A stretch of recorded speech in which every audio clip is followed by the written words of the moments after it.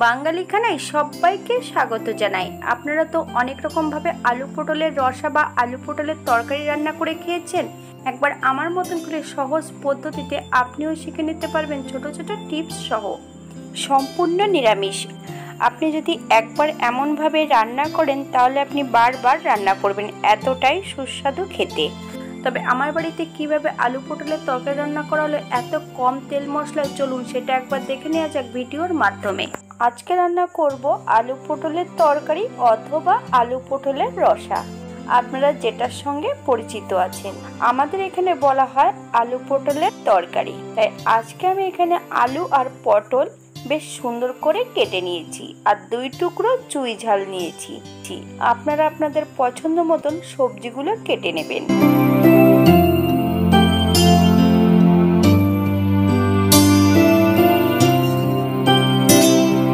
পটলগুলোর গায়ে শুধু আমি হলুদ গুঁড়ো লাগিয়ে রেখে দেব। একটা কড়াইতে বেশ কিছুটা সর্ষের তেল অ্যাড করেছি। প্রথমে আমি আলুগুলো ভেজে নেব।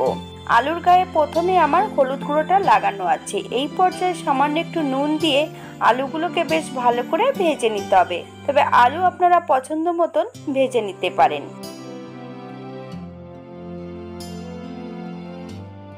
এই পর্যায়ে আলুগুলো তেল থেকে তুলে নিতে হবে।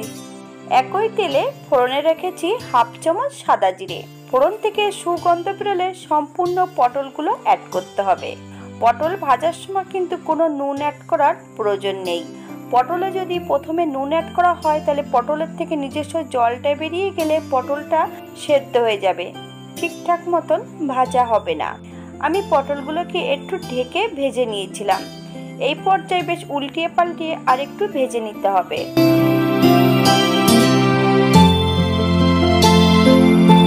এই পর্যায়ে অ্যাড করব 1/2 চামচ নুন। আপনারা স্বাদ অনুসারে নুনটা অ্যাড করবেন।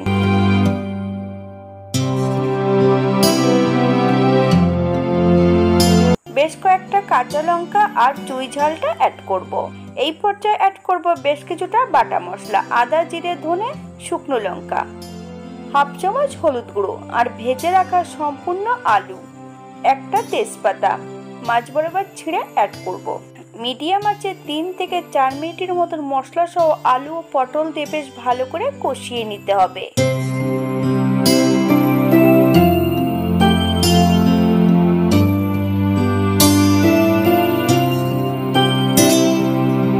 এই পর্যায়ে মশলা ধোয়া বাটি থেকে সামান্য একটু জল অ্যাড করব।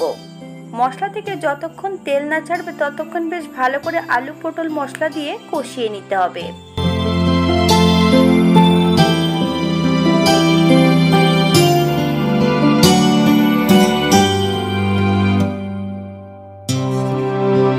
মশলা থেকে তেল ছেড়ে দিয়েছে।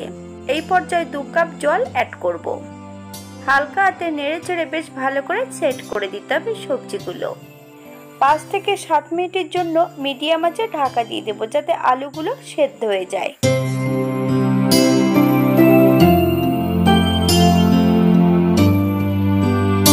7 মিনিট পর ঢাকা খুলে হালকা হাতে নেড়ে চেড়ে নিতে হবে যাতে আলু পটলগুলো ভেঙে না যায়। আলু ও সবজিগুলো সেদ্ধ হয়েছে কিনা একবার চেক করে নিতে হবে। আর একটু স্বাদ বাড়ানোর জন্য এই পর্যায়ে অ্যাড করব 2 চামচ চিনি। আপনারা যদি পছন্দ করেন তাহলে পরিমাণে বাড়িয়ে দিতে পারেন।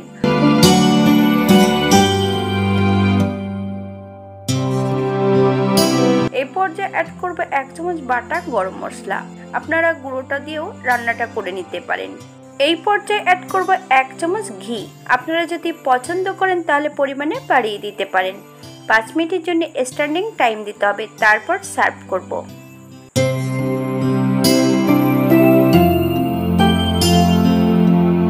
এটা দেখতে যেমন ভারী সুন্দর হয়েছে, গরম ভাতে বা রুটি পরোটা সবকিছুর সঙ্গে অসম্ভব ভালো লাগবে। সম্পূর্ণ নিরামিষ, আপনারা যে কোনো নিরামিষের দিন এটা রান্না করতেই পারেন। আজকে আমি সম্পূর্ণ বাটা মশলা দিয়ে রান্না করেছি, কাজু এবং চালমগজ বাটা অ্যাড করিনি। আপনারা যদি পছন্দ করেন তাহলে অ্যাড করতে পারেন। আদা, জিরে, ধনে, শুকনো লঙ্কা বাটাতেই আমি এটা রান্না করেছিলাম। সময় থাকলে একটা লাইক দেবেন। যদি ভিডিওটি ভালো লেগে থাকে চ্যানেলটি সাবস্ক্রাইব করে দিয়ে পাশে থাকবেন, পাশে থাকা বেলটি বাজিয়ে দেবেন, নইলে নিত্য নতুন রান্নার নোটিফিকেশন পাবেন না। আজকের ভিডিওটি এই পর্যন্ত। সবাই সুস্থ থাকবেন, ভালো থাকবেন।